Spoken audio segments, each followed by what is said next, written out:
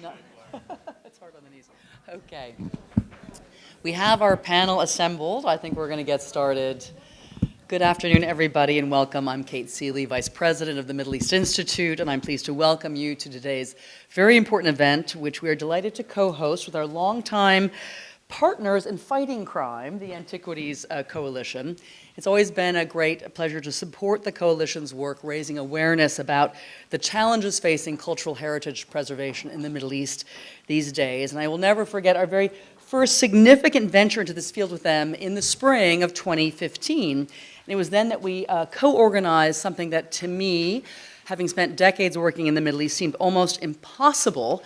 And that was to organize a major ministerial plenary with the Egyptian Ministry of Foreign Affairs, attended by 10 Arab nations, to help create a regional framework for the fight against looting and heritage destruction.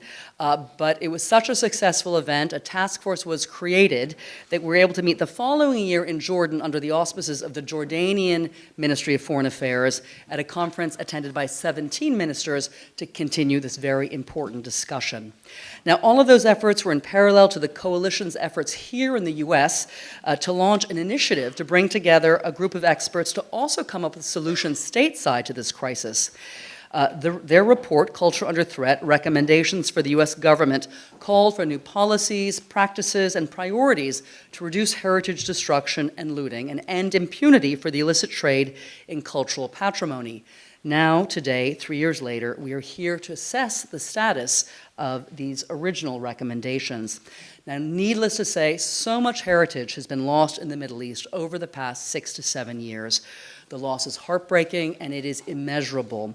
But if there's any silver lining to this terrible crisis prompted by war, instability, and the rise of ISIS in the region, it has been the tremendous mobilization of experts across disciplines and countries who've come together to share ideas and improve policies to better respond to this crisis and to future crises.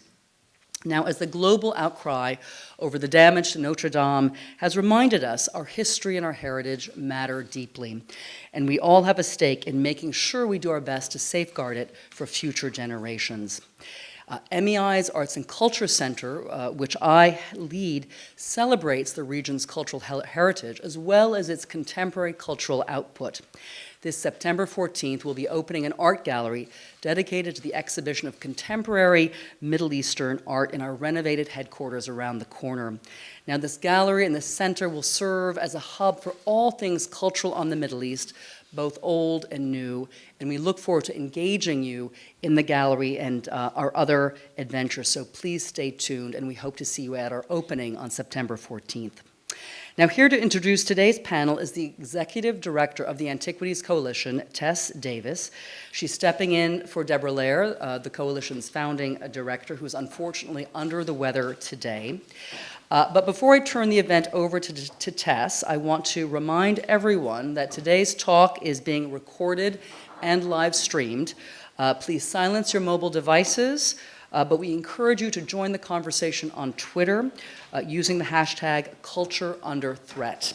We'll also be live tweeting from our Arts and Culture Twitter handle at MEI Arts Culture. So welcome to the panelists, welcome to Tess, and we look forward to today's conversation. Thank you. Thank you, Kate, and our host, our wonderful host, is always the MEI. It's such a pleasure to be discussing cultural heritage in a room that is a beautiful piece of art and cultural heritage in itself, and certainly we're very grateful for the MEI's leadership on this issue. And thank you also to all of you who are joining us both here in Washington today and those of you who are streaming in through the internet. Especially given that it is World Heritage Day today. Again, my name is Tess Davis, and I'm Executive Director of the Antiquities Coalition, and likewise served as the Project Director of the 2016 Task Force. As you've heard, the Antiquities Coalition, the Middle East Institute, and the Asia Society convened this task force to counter threats to both our global security and world heritage. Developing a roadmap for the United States government, concrete solutions that it could implement itself or things that it should push for within the international community and the art market. And now that we've reached the third anniversary of this effort, our team has been working diligently to determine where each of these recommendations stand. And you can find the results of this in a report that's being published on our website, probably as we speak, if it's not there already. And I encourage everyone to read this document once you're through the Mueller report, of course. And also would like to thank its author, Julie McLean, who's sitting here today for her work in authoring it. And with today's event, with the report update, we're really hoping to take stock of where we stand and where we can go from here. And this is especially important to consider on today, World Heritage Day, but also in a week in which we were so painfully reminded of how painfully fragile our World Heritage is. I think a week ago, most of us could not have imagined a world without Notre Dame. Just like 20 years ago, and Dominic, I saw you make a similar comment to this on Twitter. 20 years ago, we couldn't have imagined New York City without the towers. And even monuments like Notre Dame are at risk. And we expect these monuments, both modern and ancient, to outlive us. And of course, as we know, the word heritage itself means something that we inherit, and it's our responsibility and our privilege to pass on to future generations. And the outpouring of grief from, people I know in my life who have never been to France, who don't usually care about the arts or cultural heritage. With what happened with the cathedral, I think people around the world came together in recognition of how important these things are. And it reminded me of what happened several years ago when we all saw the footage from the Mosul Museum in Iraq of these antiquities that had survived millennia being toppled in terrorist propaganda. And back then, there was, we would see still a debate about whether this cultural destruction was a problem, whether the antiquities trade was finding crime, conflict, and terrorism. And over the last several years, I think we've moved beyond the discussion of whether there is a problem, thanks in large part to the work of a number of people who are in this room today. I see Bonnie Magnus Gardner, who headed the FBI Art Crime Squad for years, and many others. And we're now have moved on to what can be done about this problem. And we've certainly seen in recent years that the political will to address this problem has greatly increased. And now it's a matter of maintaining that and making sure we don't lose momentum, because certainly the problem is not going away. But how do we do this? And to answer that question, or to begin to answer that question, we're very lucky today to have four very distinguished panelists who are leaders in their respective fields. Dominic Giovanni serves as Vice President of Red Arch Cultural Heritage Law and Policy Research, which is a nonprofit that is researching solutions to threaten cultural heritage. And before his retirement from Customs and Border Protection, he was one of the nation's top officers working on antiquities trafficking cases, with around 60 seizures and 1,500, I believe, including 1,500 antiquities under his belt, and was recognized by the Federal Law Enforcement Foundation as the nation's investigator of the year. And he comes to today's discussion with a critical perspective on law enforcement, again, having served on the front lines of the effort to stop illicit antiquities and close off the U.S. market to them. Arlene Fleming is the Cultural Resource and Development Specialist at the World Bank, and for 20 years has developed projects to bring new funding, new technology, new approaches to cultural heritage conservation and management, especially for social and economic development. At the bank, she's participated in creating investment projects for cultural heritage around the world, but also in reworking the bank's guidelines for its protection of cultural heritage and the projects which it supports, which I think I'm safe in saying are some of the strictest guidelines, perhaps the strictest guidelines in the world, certainly light years beyond any national governments. And beyond her work with the bank, she's also undertaken heritage projects, again, around the world, with the World Monuments Fund, with the Getty Conservation Institute, ICOMOS, UNESCO, the Department of Defense, the Forest Service, and the National Park Service. And today she'll provide a valuable and global perspective on the private sector's responsibilities and their role in safeguarding our cultural heritage. Larry Schwartz retired in 2017 as the Deputy Assistant Secretary of State for Public Diplomacy in the Bureau of Near Eastern Affairs, or NEA. And while his previous positions and accomplishments are too numerous to mention here, Mr. Schwartz also served tours in NEA and beyond, including postings in Islamabad, Delhi, Tel Aviv, Manila, Pretoria. Am I missing any major ones there? Probably dozens of them. And throughout this career, in public service, both at home and overseas, has really championed our shared world heritage. And as a distinguished diplomat, as an expert on the MENA, the Middle East, North Africa region, he brings with him today critical regional and counterterrorism expertise and experience. And last but certainly not least, Laura Patton, a specialist leader at Deloitte, and where she heads their art and finance practice, which provides consultative and strategic advisory management services, as well as tax and audit services to both the public and the private sector. And there she focuses on strategic risk management and also advises clients about complex matters in the global marketplace. But before joining Deloitte, she held leadership positions in the US government, including multiple senior intelligence community roles, both here in the United States and abroad, at the FBI as well. Yes. I work for Bonnie. Yes. And she comes to today's discussion with a firsthand perspective on cross-border business, national security issues, and cultural affairs, as well as, again, the private sector and a market perspective. So thank you all again for joining us in this conversation today. And to those of you in the audience, both here in Washington and also those of you who are joining us online through the live stream, we'd love you to join the discussion as well.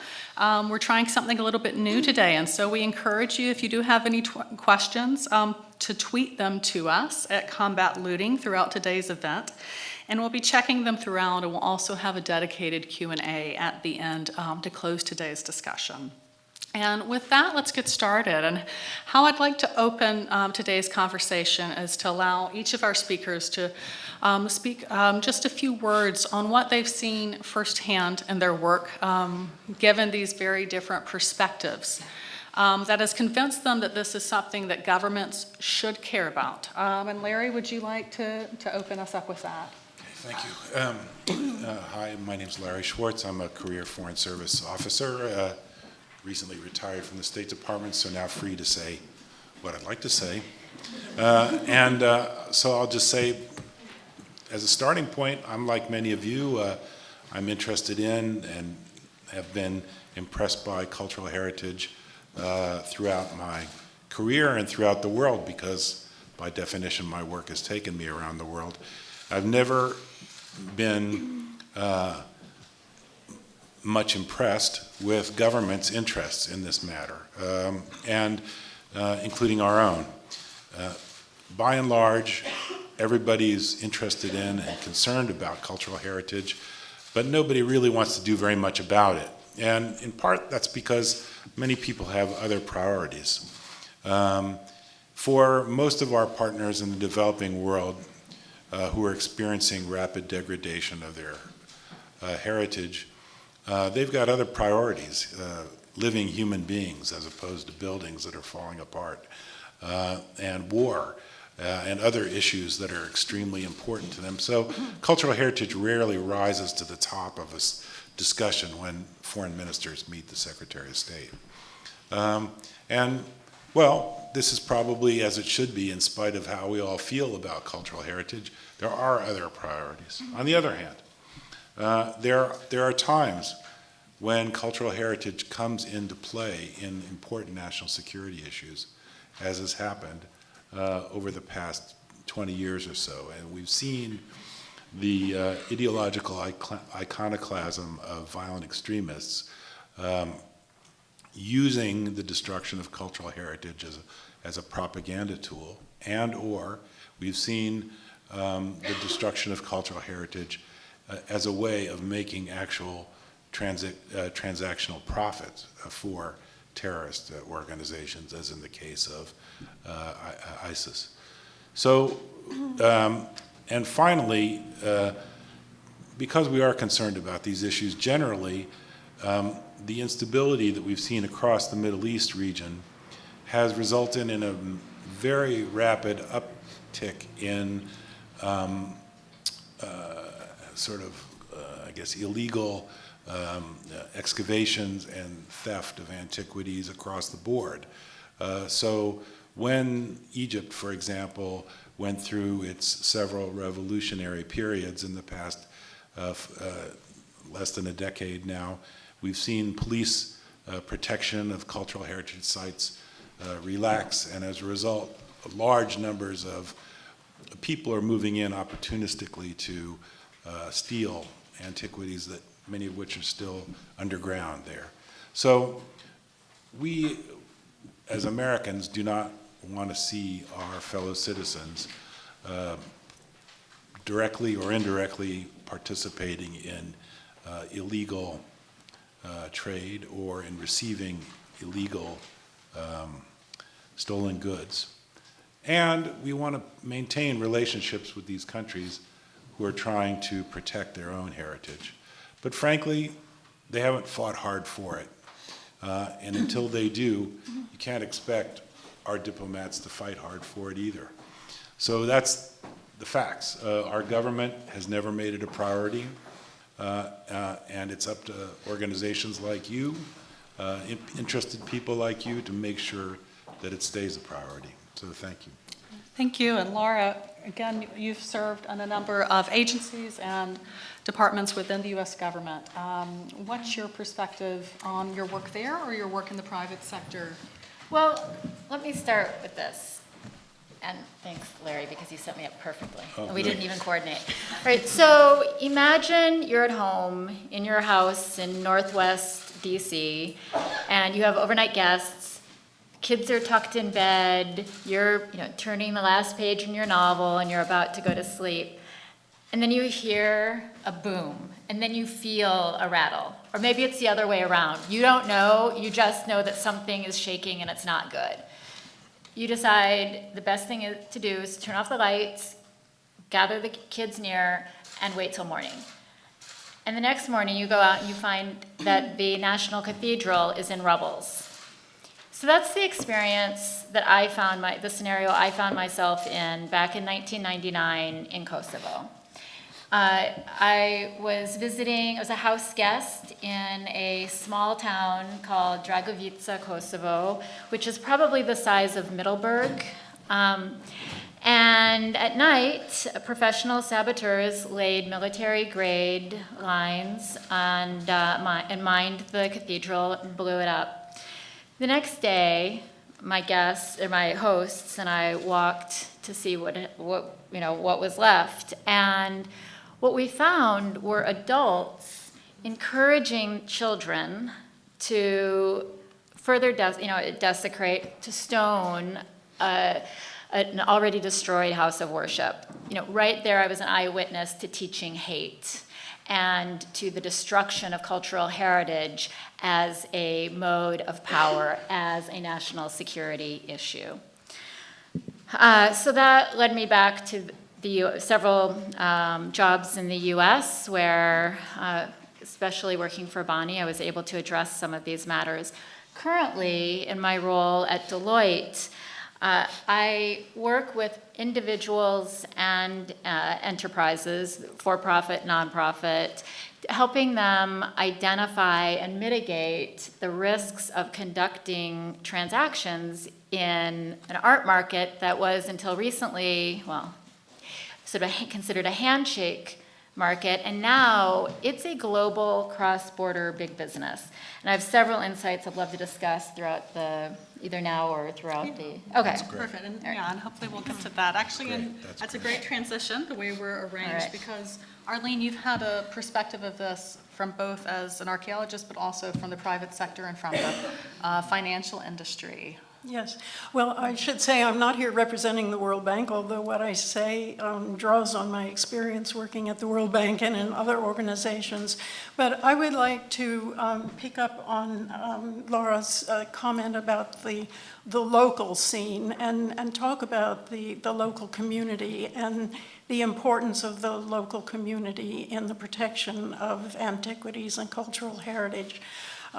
We're going to be experiencing, or in the world, there will be enormous reconstruction activities in the near future, and probably in the farther future as well, as natural disasters destroy communities. We have the reconstruction after conflict in the Middle East.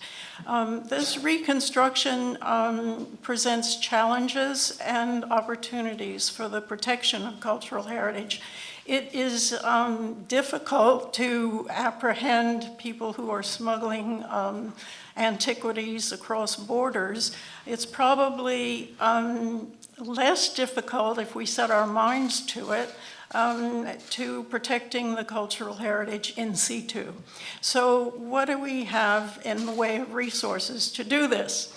In the reconstruction process, we will have governments involved, we will have financial institutions who are putting up the money, we'll have contractors, we'll have workmen, we'll have community participants. And each one of those categories has something to offer for the protection of cultural heritage. First of all, the governments, if their laws and requirements are active, if there's enough left of the government structure to call on the laws and practices, then they offer some guidance on the protection of cultural heritage. The financial institutions, most of them have some form of policy to protect cultural heritage in development projects. For instance, the World Bank is committed to assessing the presence and to contributing to the protection of cultural heritage in any project that it's part of. So it behooves us to find out what those policies and regulations are and to call attention to them at every level.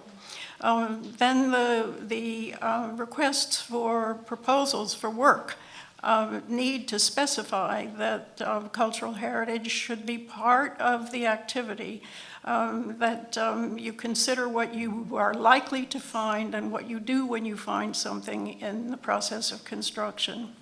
And then the contractors themselves need to be trained to understand what they may be finding in the process of their work and what to do when they find it. And then finally, the community. We have found in all parts of the world that post-disaster, the attention and the interest in cultural heritage can be a very, very strong force in social cohesion. What Laura mentioned is that it can also be a force in cultural division, but it's important to think about in what ways we can recruit local community people to be on the lookout and to participate in the protection of heritage. One specific thing I would like to mention is archaeological sites. In the Middle East, many of these sites have been looted. It's very important to create a situation where we recruit people to assess the damage to those sites and to protect them from further damage. Thank you. And you mentioned, and this is an excellent segue, you mentioned just how difficult it is to stop antiquities once they've left the archaeological site and are in the global black market. And of course, Dominic, you have a firsthand experience of the challenge of that, having worked at one of the major ports of entry in the United States and having been on the front lines of trying to stop this material coming in. Absolutely. You know, I worked as a customs inspector back in the early 90s.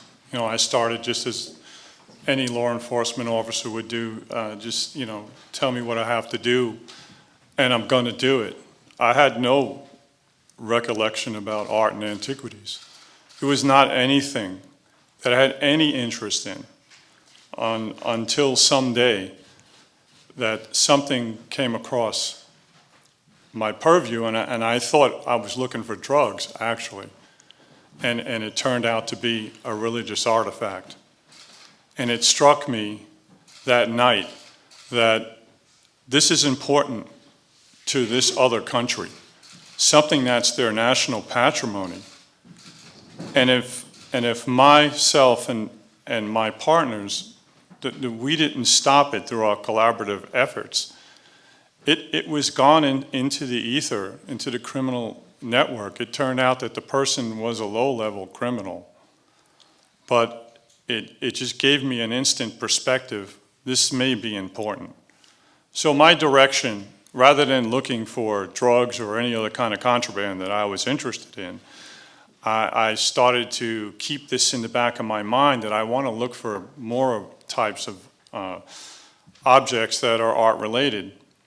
Well, years down the road, it turned out that it started to gain prevalence in the work that I did, because, as you well know, New York is the epicenter for the United States for the art world.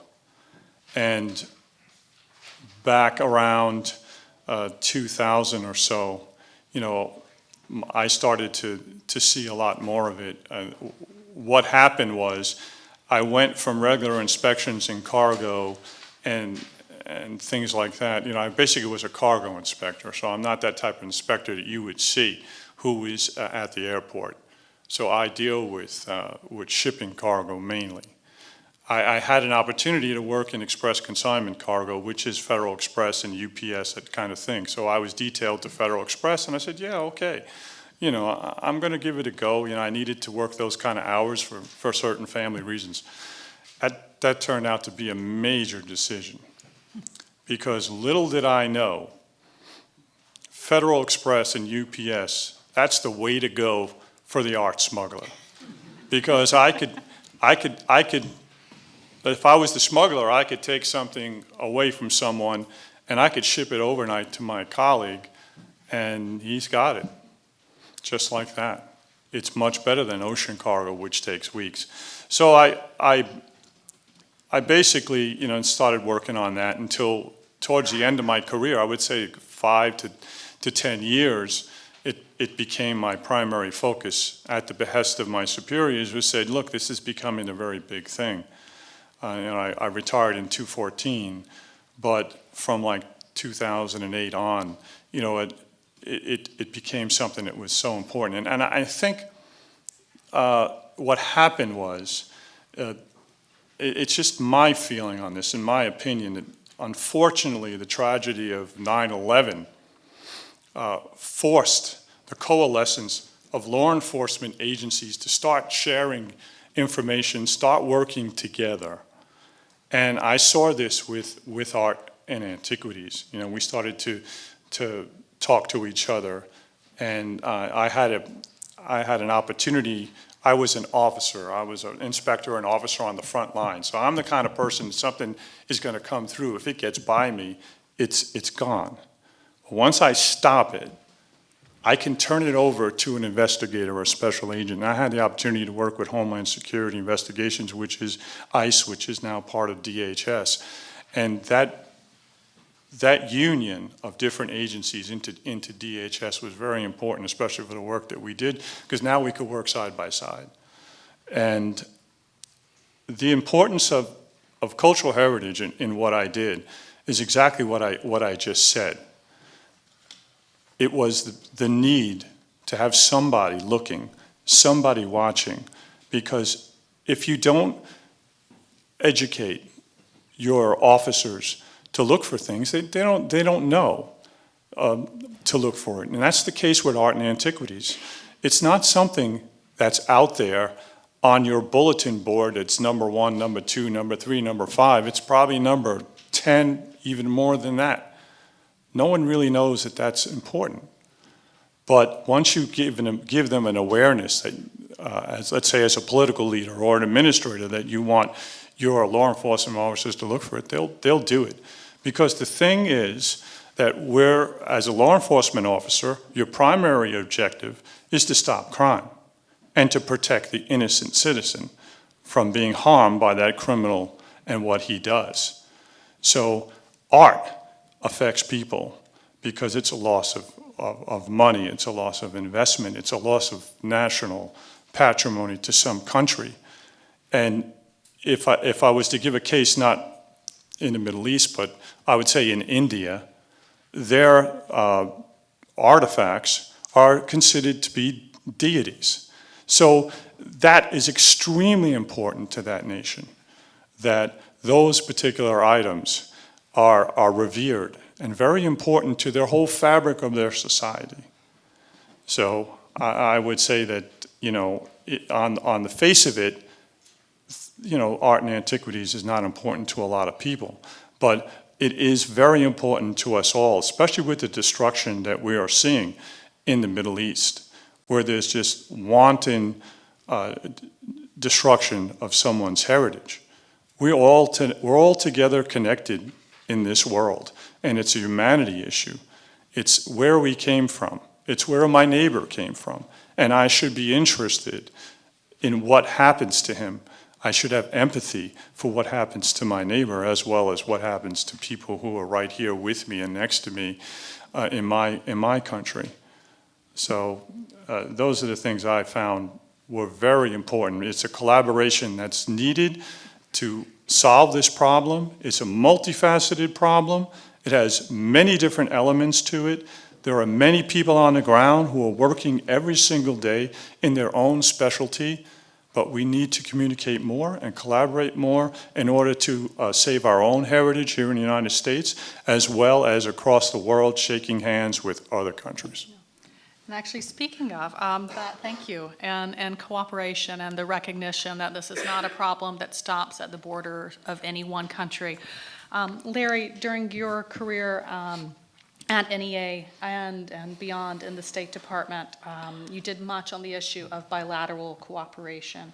And yeah, what are your thoughts on that, on the U.S. reaching out to other countries and working with them in recognition this is a global fight? So I think it's important that we recognize that this isn't really all about terrorism, and that a lot of the theft that's been taking place in the Middle East today is a result of the instability that's overtaken the region. Just like Cambodia, which has just marked 44 years since the fall of Phnom Penh, and we saw the same thing happening there. It's true, but if we're to be successful in supporting legal and open art markets, transparent markets that Laura is working on, which I think is so very important, we have to also have bilateral cooperation with countries that also care about their own history and culture. And I think this is also consistent with the ideology of our current government in the sense that we believe that countries who are really interested in this matter should actually want to work with us. And if we can figure out a way through disagreements and policies of other natures to come to agreement about a fair way of dealing with antiquities, we can also find a way to deal with other issues in terms of support and assistance and other things. So it can be a starting point and an For easier future conversation. discussions, right. So, Can I just jump in real quick?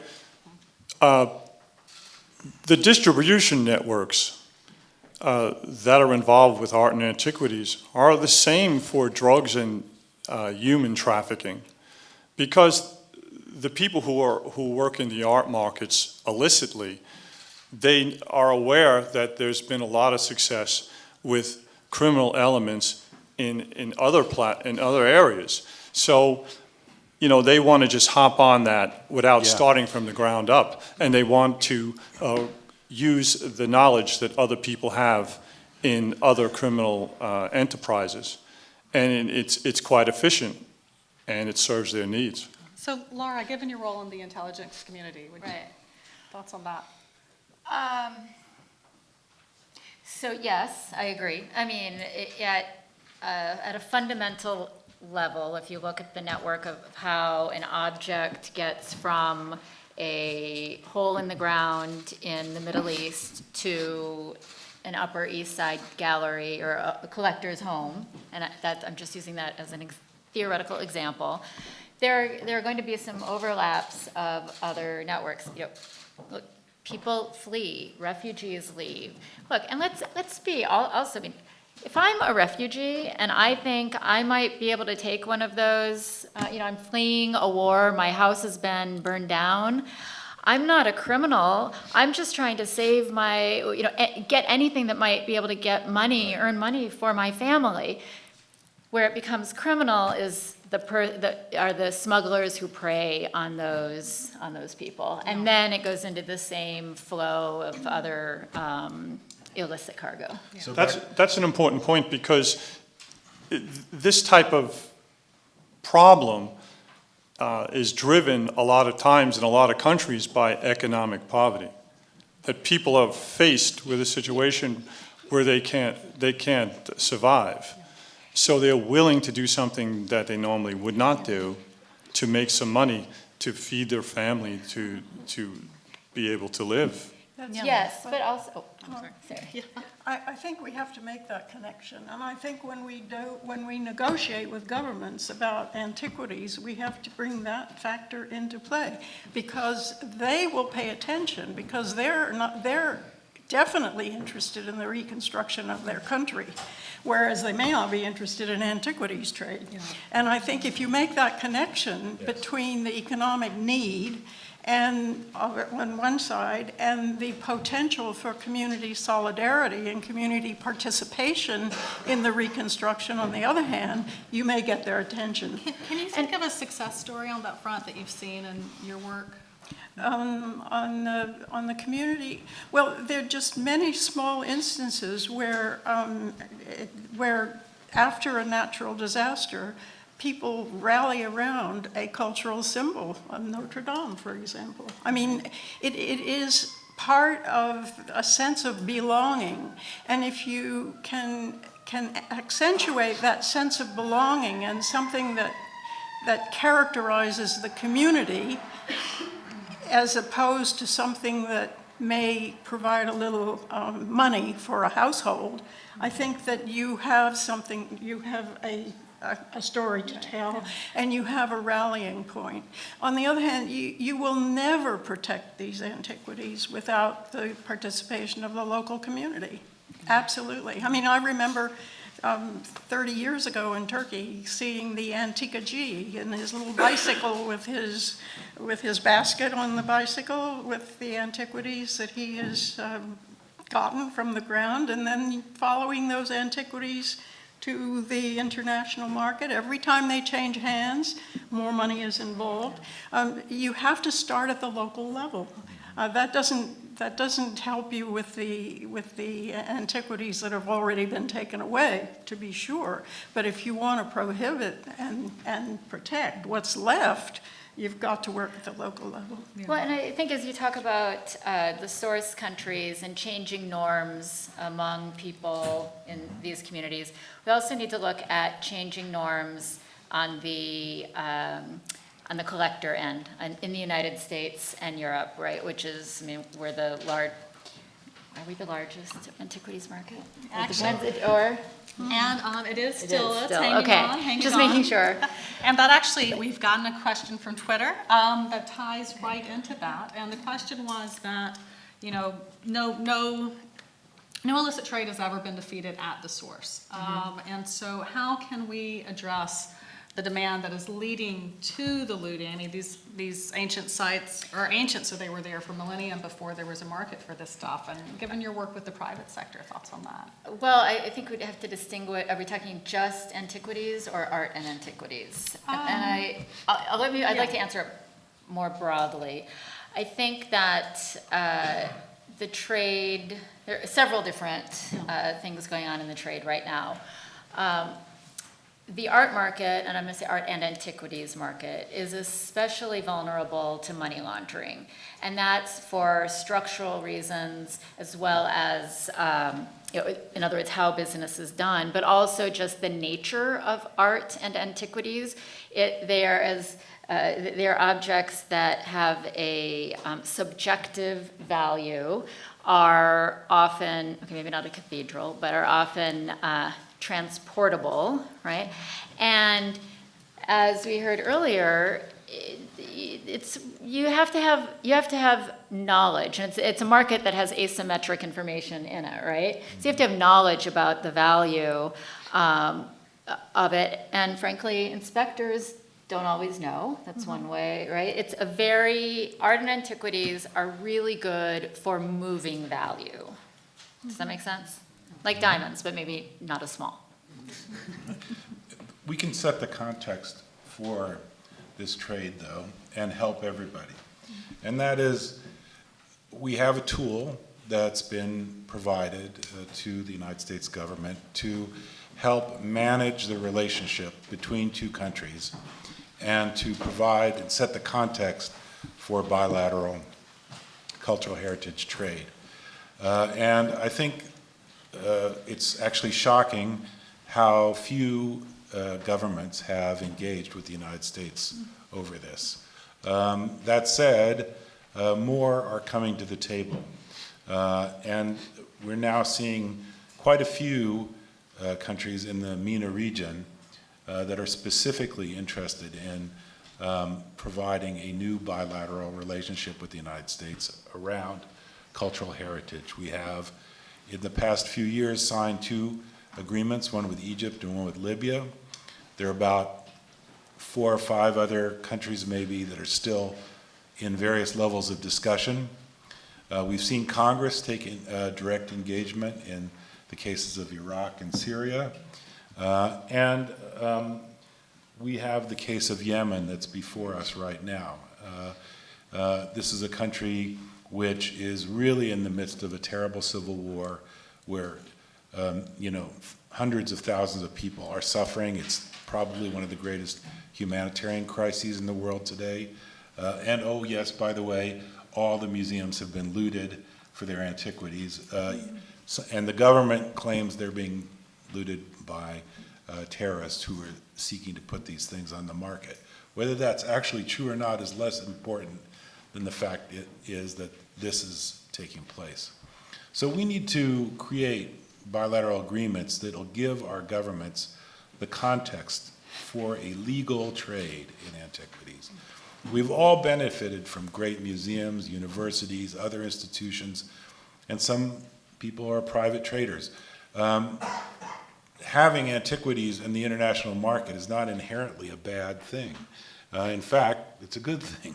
But what we need to do is help set the context, and we can do that through these bilateral agreements. Yeah, because they don't restrict the legal trade and they encourage responsible cultural exchange. Right, could I just something really quickly? So in parallel to these governmental agreements, which I agree are fundamentally important, the trade is also embracing best practices such as the Responsible Art Market Initiative, which is based in Geneva and has set out guidelines for conducting due diligence, for knowing your client. And knowing your client's client. And knowing your client's client, right? And, I will say that the trade, there are some people in the trade who feel like they're being unfairly tarnished by a few bad apples. There are some people in the trade who say, we don't have a problem with this. Now, in my experience, there is a problem. But it's like, again, going back to diamonds. There are blood diamonds. The trade figured out a way with governments to create, the Kimberley process, and it became a value proposition. It became a competitive advantage to ethically source and sell diamonds. And the same thing, I'm seeing the same thing happen in the art market with both antiquities and other types of art. And benefited the responsible players Right. in the trade. I want to give a real-world example of how an MOU, a Memorandum of Understanding between two countries, is very important and why it works. I worked with the Homeland Security Investigations Special Agents in New York. I had no idea there was a bilateral with China. He calls me on the phone. He tells me, hey, you know, there's a bilateral with China. Why don't you start looking for that? Well, wouldn't you know? I'm going to get to that. I'll finish that in just a second, but I just want to just preface that with how difficult it is to actually go from the ground up without information, without knowledge, and try to find something. I don't care if you're talking about drugs. I don't care if you're talking about art and antiquities. There's so much trade going on around the world that's coming into the United States. And in my particular situation, I worked in New York. Art all over the place. So it's very hard to just say, okay, I'm going to go out there and start looking for art. It's not easy. But this particular instance, that agent gave me that information, and wouldn't you know, the next night, I got something from China. Turned out there were 4 pieces, and they were repatriated to the Chinese government. That's because I had the information firsthand, right there in front of me, and I knew to look for it. And it's because of that MOU, bilateral, that it was successful. And law enforcement, I mean, your work and others is so important to support our diplomatic efforts. I mean, the repatriation of objects is a very concrete way of showing goodwill, even with countries where we may have more challenging relationships. That's right. And to provide the basis for, Right. yeah, the conversation about harder things. Right. Something I've been so impressed about with, we've supported the Libyan government on various efforts, and the Antiquities Service there is the one of the only groups that is operating across political divisions in the country, because there is a joint consensus that this is important. Whoever comes out on top, it matters, and we want this to be there to pass on to our children. So we haven't talked much about technology, but technology is certainly changing things very fast, both for the criminals and those who are seeking to stop them. Yeah, would like to, if anyone has, there's some exciting things happening right now. I mean, on the market side, technology is opening, I mean, it's even changing the structure from brick and mortar to online transactions, which can present opportunities for artists to get their work out, opportunities for someone like me who might want to buy something directly instead of via an agent. That's all great. It also, it also presents challenges, right? Who is the other person on the other end? At the same time, there's a big discussion about blockchain, and we could have an entire day about blockchain. Are there any data scientists in here who can actually explain it? I was about to say, it might take a whole day to explain blockchain to me. But essentially, it's a way of having a transaction where you have multiple, if we're all part of the transaction, we all have to be there, and we all have to have the keys to make it sure it's legit. Well, meanwhile, the criminals are always one step ahead. Right. And, I just want to talk about that. Thank yes. you. I'm going to give you 2 examples of the law enforcement technology in my firsthand experience, and the criminal elements and their technology, and also archaeological technology. First off, criminals are very good at what they do. I always say they work 24 hours a day when the law enforcement officer works 8 hours a day. So we're always behind the curve. We're always trying to catch up. So they're always out there working with their networks, and they're very successful at it. So it's so difficult for us to do what we do. In my personal experience, we used to work in the airport in Newark with paper manifests. And I'm talking about a plane with a manifest that big. You have to sift through thousands and thousands of pieces and try to figure out from what's in that print what you want to look at and try to find some kind of contraband, art or whatever, drugs, whatever it is. Well, what changed dramatically was we became technologically advanced overnight by having electronic manifests. So now we're able to look on the computers and we don't have to deal with that drudgery going through paper. Now we can possibly make a database with a simple algorithm, and we can pick and choose what we want from that plane.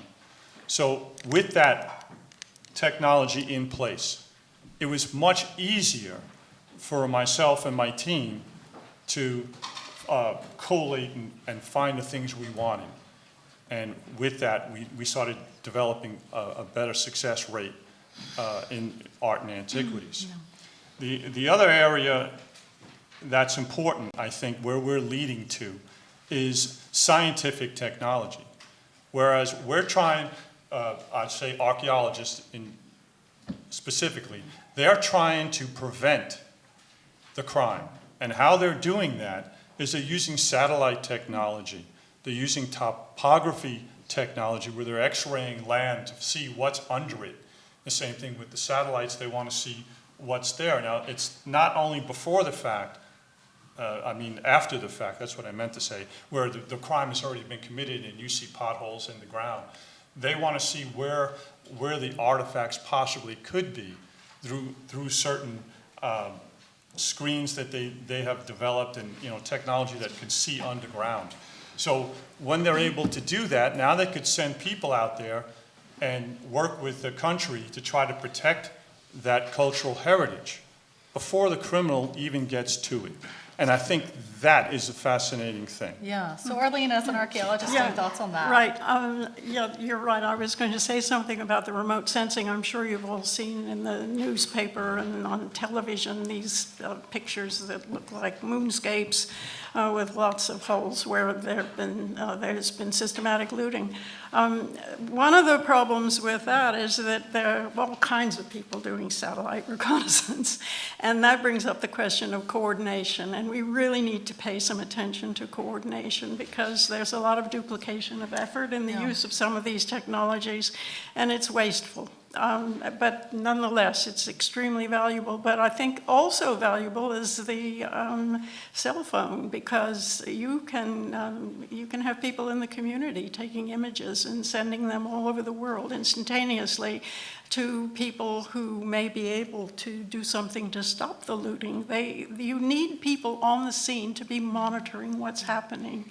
And experts can't do that, but local people can. So in the sense of making the best use of our resources, we have to marry the technology with the human resources that will use the technology in order to keep us informed and allow us to act. That's a good point, because right now they're trading a lot of art and antiquities on social media platforms.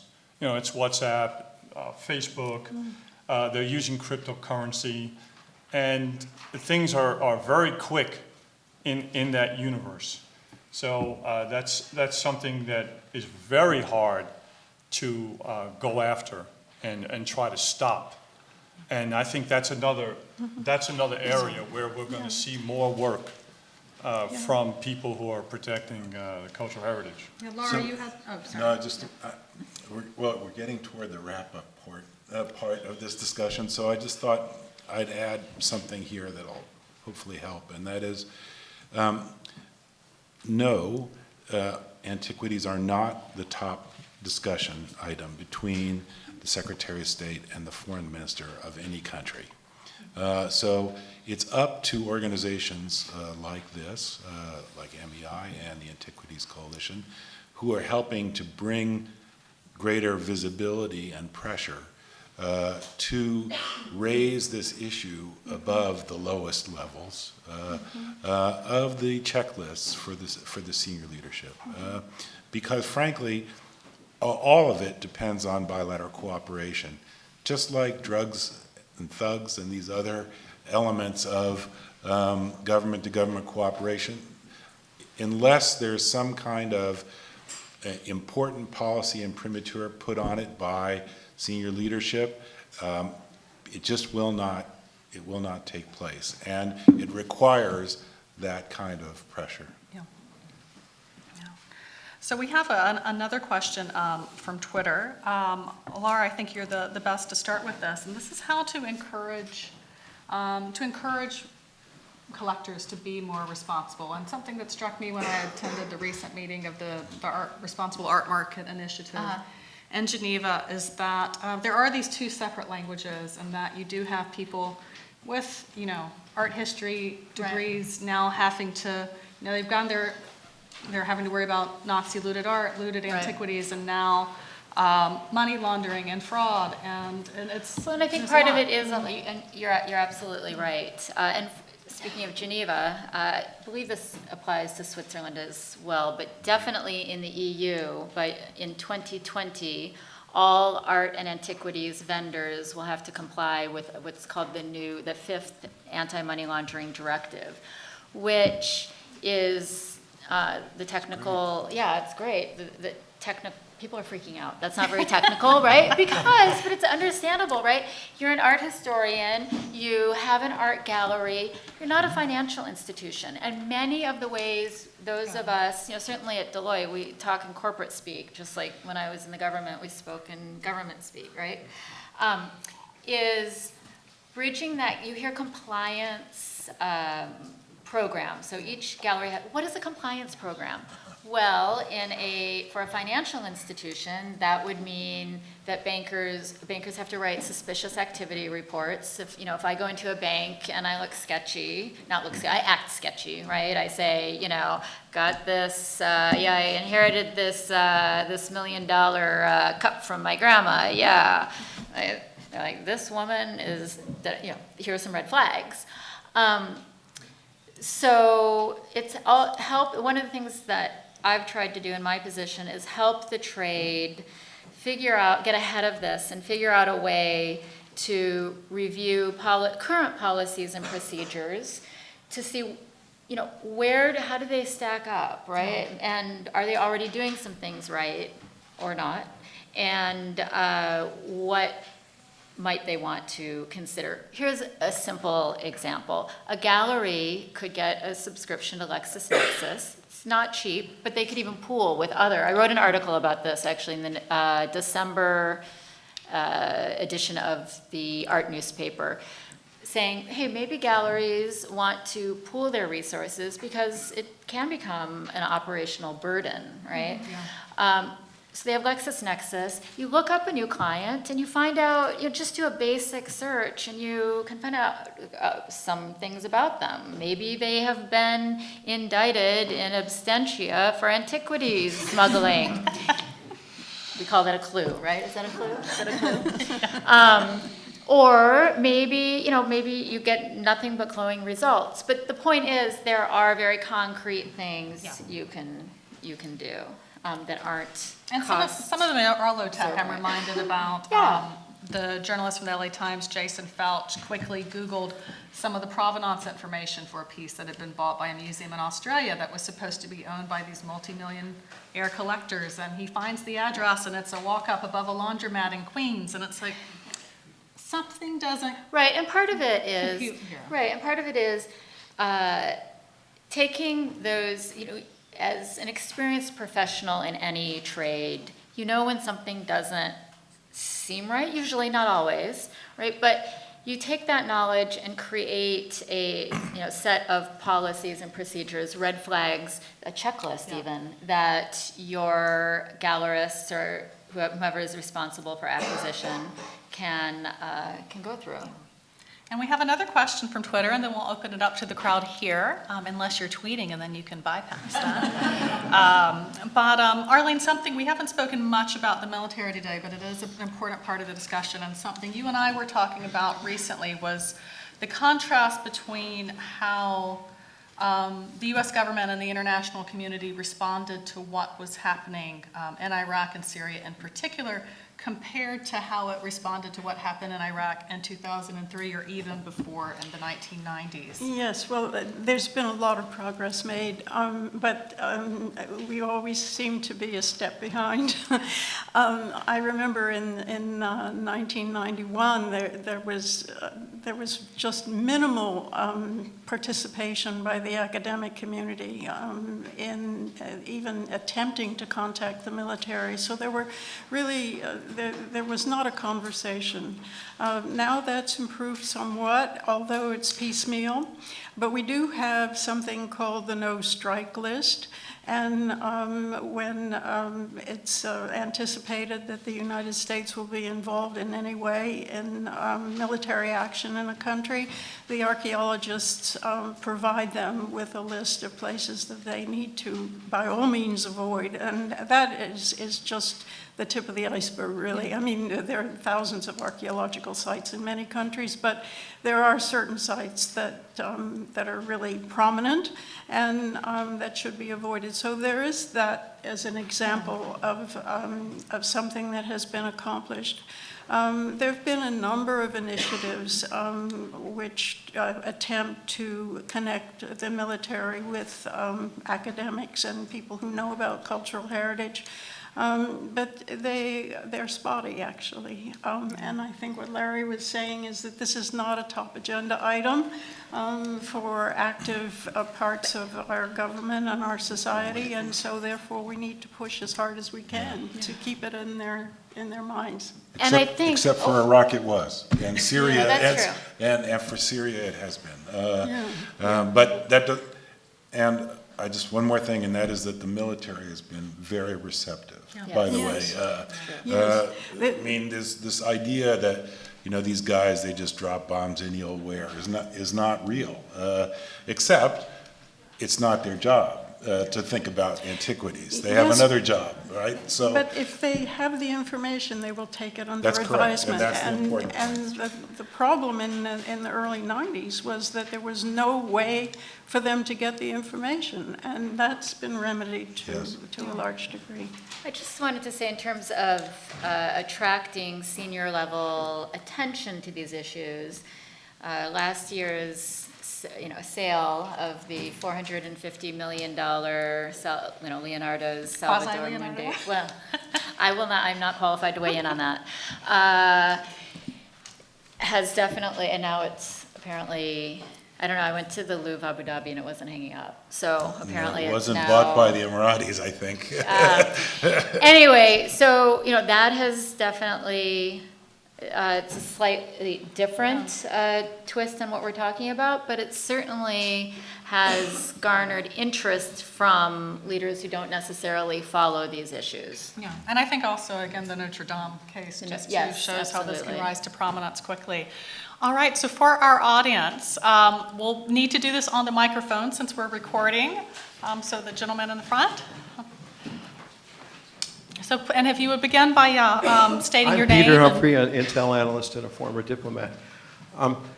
Blockchain is nothing more than an open ledger that every person can see. They don't have to agree with the transaction, but they can definitely see it. My question is, do we have anything like the monuments men in our military forces these days?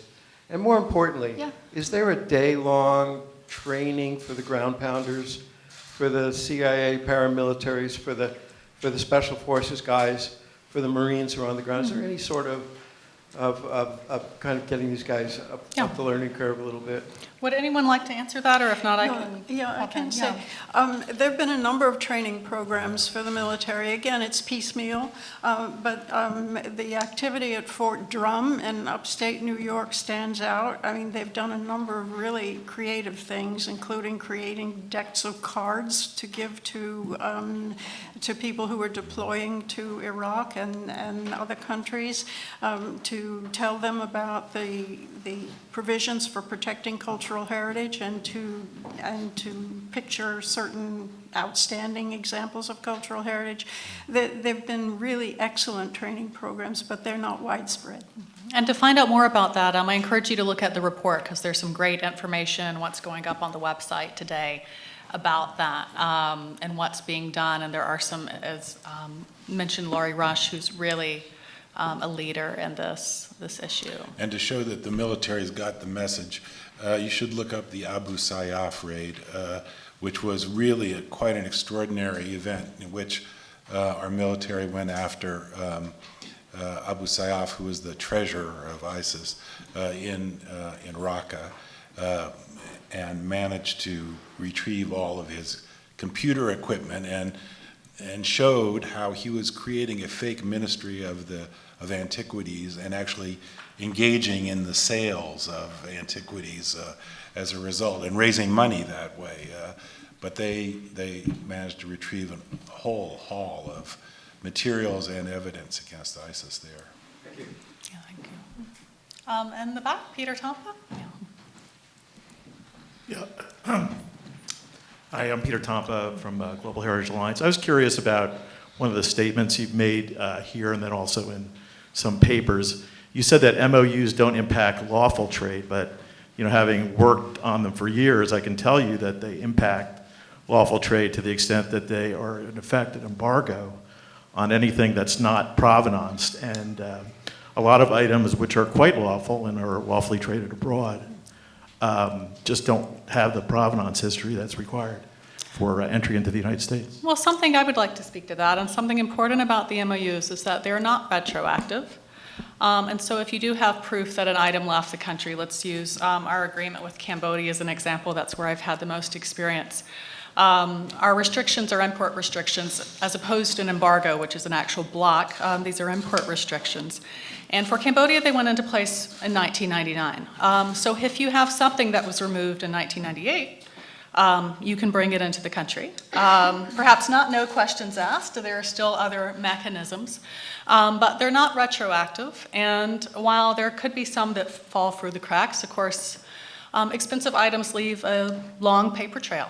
There's insurance, there's shipping manifest, there are appraisals and things like that. And Dominic, it's my understanding, at least from my conversations with special agents at ICE, that they'll accept a wide variety of documentation for showing that something has been out of the country previously. Is that correct? Well, I hope you'll help elucidate that point, however, because it's not the intention, I assure you, of the people involved in these discussions to create a blanket freeze on trade in antiquities. And that's fine. I'm just saying that it's not the intention. And secondly, if that is the effect that some traders are feeling, I think it's important that we address it and that we take a look at how to resolve that problem. Yeah, Laura, any thoughts on better outreach to the collective? Yeah, no, I agree. I mean, what I see, I spent a lot of time in New York, but I live here, which means I really live on the Acela train. You and Joe Biden. Yeah, I haven't seen him yet, though. There is some sense of, there is some sense of fear among some collectors and some dealers. I think whenever new regulations go in, look, I wasn't, I was scared when I heard there were new tax changes, and I don't, just as a citizen, right? I mean, change makes people uncomfortable. And as you noted, the market is something that just inherently has not had as much transparency as other industries. Right, well, and there's a debate, right, it's a push-pull, the whole issue of transparency on the market. Not everything needs to be open to everybody. For example, there's a long history of nations nationalizing private collections in their political changes, right? Consider communist countries. Nobody wants that here in the United States, but there is a fear of that among some people. Not that we're trying to do that, and also the content, right? The content of one's art collection, the content of your antiquities collection isn't just about the thing, it's also about ideas. And there's always going to be, and I think maybe a correct tension and discussion about wanting to maintain that freedom of, these are my ideas. I have really political art up in my home. And I would be scared if I thought somebody was going to take that away from me, because it would somehow infringe on my freedom of thought. Yeah. So You know, I kind of went off there, but. I Mr. get the Tomper, point. you and I are definitely adversaries. You're on, I don't mean this in a bad way. You know, you're on this side of the ledger. My people in law enforcement are on the other side of the ledger. James McAndrew was on our side, and he was on your side previously, so. I won't, think it's really side. I'm not going to discuss that relationship I have with Jim. But basically, you know, it's just, what it is the right of a country to say that they don't want something to be exported out of their country. They want to try to protect their cultural heritage. So there's an agreement in place between two countries to say, okay, I'll assist you with that. And it's not that we're trying to curb trade. And I can understand what you said, that it might end up being that way. But it's just that people on my side, on the law enforcement side, you know, it's just a job that we're told that we have to do. And we want to just protect the interest of the countries involved. And I know you definitely may not agree with that. But like I said, foreign countries, like we do with our trade, you know, we have a right to protect it. And if that's the case and we make an agreement, then, like Laura was saying, you know, the scene has changed. And, you know, there's always a will to go with it, and some people don't agree with it. I think in general, Yeah. but I'm sure you will. is, these are complex issues. I mean, absolutely. There are, you know, what do you do? Let's take a piano from the 1800s with ivory keys. Is it, you know, there's a discussion. Is it in the World Heritage? Is it in our collective interest to destroy that piano because elephants were killed or their tusks were taken to create those keys, right? I mean, these are developing conversations. Sometimes, you know, the pendulum swings. Sometimes we get it right, sometimes we don't. But I do think if we're going to, for the market side of this equation, it's extremely important, I think, to reiterate that we're not trying to, at least I hope, no one here is trying to say the trade of antiquities writ large should be stopped. And there are some people, I know there are some scholars who may believe that, there are some people, but I think that the moderate road should just be responsible trade. Yeah, and also that the art market can do perhaps more to protect our cultural heritage than any other group in a lot of ways. And it's in the trade's interest to have a clean market, right? If you have a clean market, you have more market confidence, you're gonna have more transactions, right? I mean, that's right. Michael, and again, please state your name on the mic so we have it for the folks who are joining us at home. First, compliments to the panel. Great presentations. My name is Mike Loughnane. I'm in my own little business, but my training, I primarily work as a trainer in financial crime investigation and threat finance, terror finance. Hi, Stephen. The first to Ms. Patton, very good comments. Besides the moving of value, it's also storing of value. Yes, So it's another significant element, just to add that in there. Very Second, I became a big fan when you brought up the fifth money laundering directive. Oh, thank you. Very well done. The concept that everyone has to recognize, and relative to this level of comfort, the banks weren't comfortable in 1970 when the Bank Secrecy Act came in place. Right. But there's the need for some oversight to control and deal with value transfer, and the structures can be in place to effectively make that work. Now to my question. I recently was involved in development of a training program in our antiquity smuggling out of Syria and Iraq for foreign law enforcement. The thing that truly struck me during that work was the lack of knowledge within the current law enforcement structures in those foreign environments to deal with this as a challenge. So, Ms. Fleming, this goes to your point. What's the challenge there, and what kind of suggestions would you have to improve the investigation levels at the source point? Thank you. Yeah. This is something that I've discussed recently with Tess. One of the things that I think we need to do is to consolidate our efforts and to have a little cross-fertilization between all these training programs that actually relate to each other, when we're doing a training for development, for community development, we talk about protection of antiquities so that people who are interested in community development also understand that this is an aspect of community development, protecting the cultural heritage, and this is how you do it, and these are the people who are interested in it and who follow it along the path.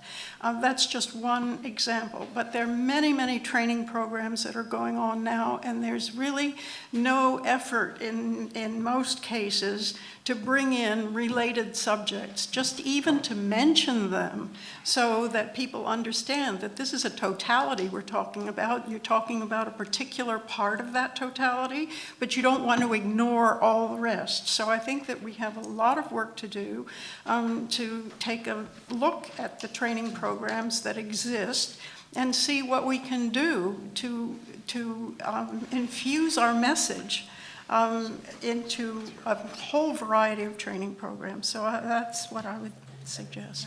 Thank you. Any more questions? Mr. Mazerovsky? Well, I don't have to introduce myself. Name and affiliation. Mark Mazerovsky. I have a question about provenance, and I'm glad Mr. Tompa raised it because although we might disagree on this, I've been working on looted art issues for the last 20 years, and I still do not understand why it is so bloody complicated to disclose the full provenance of an object. I hear all your concerns, but reading private market Switzerland is not going to do it. When we research the histories, and we know the histories, and yet they do not get published in catalogs, in galleries, in museums, you should talk to museum people because for them the signage is very disruptive if you start telling the whole story. I mean, it's not aesthetic. Right. So what's the problem? Can I, two answers, or two comments may partially satisfy your answer. I was at a conference in Milan last year and was talking to an attorney and his wife, who I think are big collectors, and one of them, he said, it's nobody's business what I have on my walls. And I was a little, at first I was a little taken back, but then I thought, I see, he was talking purely about his privacy. And he genuinely felt that way. And I had to, that's he doesn't have to tell us everything that's in his house. But let me just tell you that I do, and there's no requirement for a title registry, right? There's nothing. But I wish that, it's regulated just I think of it as a quilt. It's like they're little they're very, look, I have an art law book, and we'll ask the attorney here, it's this thick. It is definitely regulation. It's just very complicated and not straightforward. But I've been building, last year, I've spent working with colleagues at Deloitte building we call Art 360. And with the idea that historically the trade sees the object, right, as a source of risk. It is. But so too are your counterparties and the transactional details. So what we've done is taken that information together, which gives you a way of seeing sort of where this potential trade, transaction, or my existing holdings, what level of risk am I looking at? But you're right, it's frustrating. So building that project, let me tell you, it is frustrating that I can't get all the information I want, but there are historical reasons for that, some of which are valid. Most of them not. Perhaps. Any more? Yes, sir. Yes,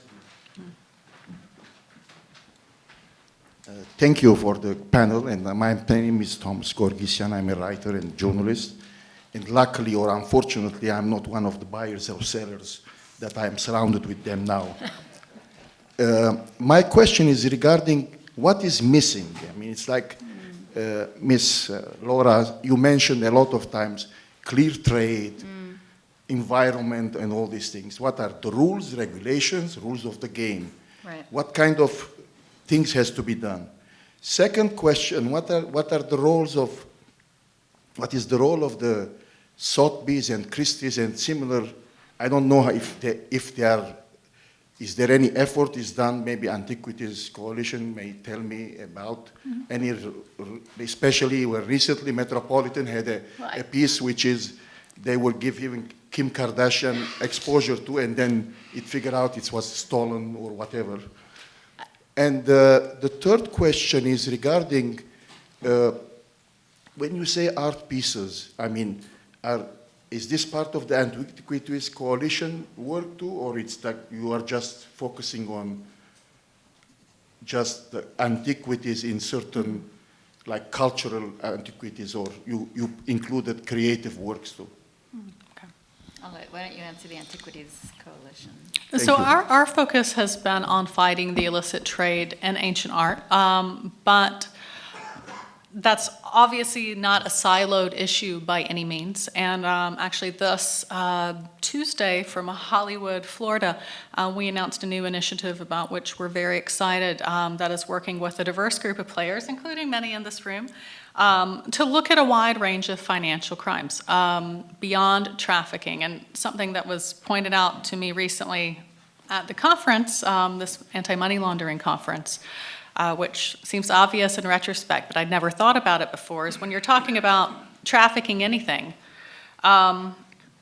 it comes down to money, which means there's a paper trail, which means the paper trail is one way to stop it, whether that's people or drugs or something's changing hands for value. Anything to add to that, I think Laura? one of the keys, beneficial ownership.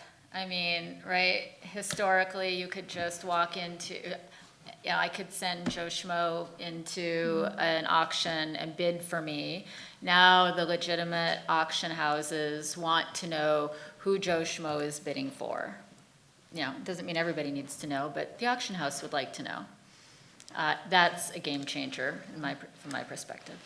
And your other question about the auction houses, I think some of the auction houses are doing great work to fight the illicit trade. Again, recognizing that doing that protects the legitimate market, legitimate collectors, legitimate dealers. They don't want this stuff on the market.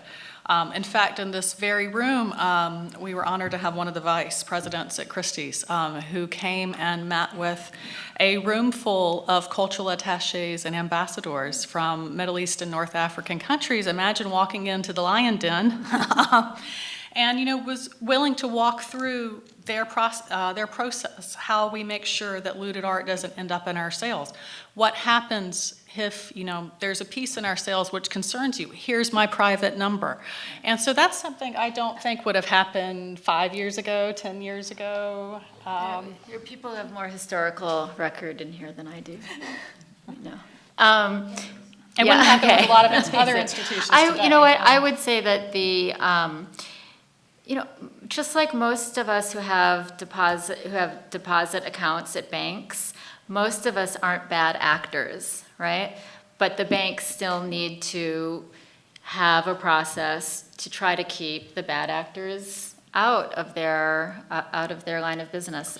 And I would say that, as I said in the beginning of this, that there's the businesses, I think that are going to thrive in the art and antiquities market going forward are ones that see,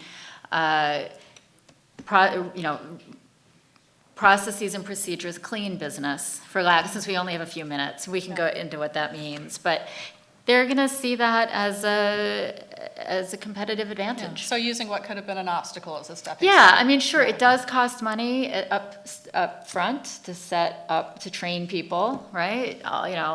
Anything new in business costs some resources, but it will pay dividends. Yeah. Any other questions from the audience? Yeah, and this will probably be, we have time for, I think, one more, so long as there is a brief answer and question. Hi, my name is Victor. I'm doing the Antiquities Trafficking and Art Crime program through the University of Glasgow. Not to learn how to do it, right? How to thwart it.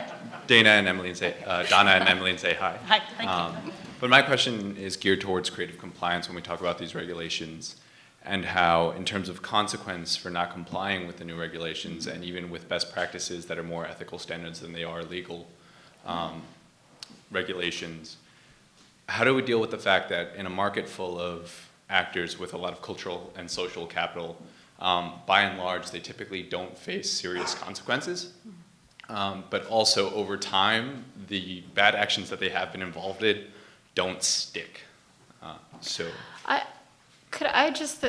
Maybe, but peer pressure, look at fur. I mean, I'm one of the last holdouts, I still wear my mink, right? I have friends who look at me askance, right? PETA has done a good job of changing the norms in our society, and I think, so there's law and then there are norms, and I think that's probably what I would say. Does that answer it? Or no, is that just a free pass? All right, Larry, you want to? No, I want to agree with you because I think that the norms have changed. And speaking as someone who doesn't actually get into the business of the industry itself, from state and our engagement with the auction houses and others over time, we see them sorting themselves out between established good actors and others. And the people who are among the most reputable auction houses and buyers and sellers of antiquity are actually pretty well known, and they know each other pretty well. So I'd say the market is starting to clean itself up in a lot of ways, which is good, and as it should be. For us in government, we simply prefer to stay out of it as much as possible and to only regulate where it's absolutely necessary. And in cases of national security or criminal activity, that's where we have to get involved. Yeah. And I mean, we have clients coming to us and saying, how can you help us? And there aren't the law. I mean, these regulations we're talking about, many of them don't actually exist in law, but collectors care about their reputations, and they also care about not, for the most part, having stolen objects, Thank you, everyone who came out today, despite, I think, spring break, the holidays this weekend, the Mueller report. We were up against a lot of competition today and have a full room. Thanks to, especially, which I think is a sign of the wonderful panel we have today. And so thank you all for your time and also the work you've done. Just in closing, I do think, despite the problems that still remain, I think we're all in agreement that things have come a long way. Again, I mentioned my work was mostly in Cambodia. 44 years ago yesterday, Cambodia fell to the Khmer Rouge, leading to a genocide and the death of a fourth of the population. And the Khmer Rouge attacked Cambodia's heritage and helped to fund themselves with it, much as we have been seeing in Iraq and Syria in recent years. And yet, when that happened, one woman in the State Department, Ardelia Hall, whom I know Mark is very familiar with, tried to get import restrictions on Cambodian art into the United States. It didn't happen. There was no international response. There was no UN Security Council resolutions. Nothing was done until a generation after the fact. And comparing that, even though there's so much more that we can be doing, should be doing, that's a change that's taken place in a lifetime. And certainly I think we've seen a lot of progress even in the last few years while still realizing there is a long way to go. So thank you to everyone and to our host, as always, the MEI. And we look forward to continuing this conversation with all of you and encourage you to check out the report. Thank you.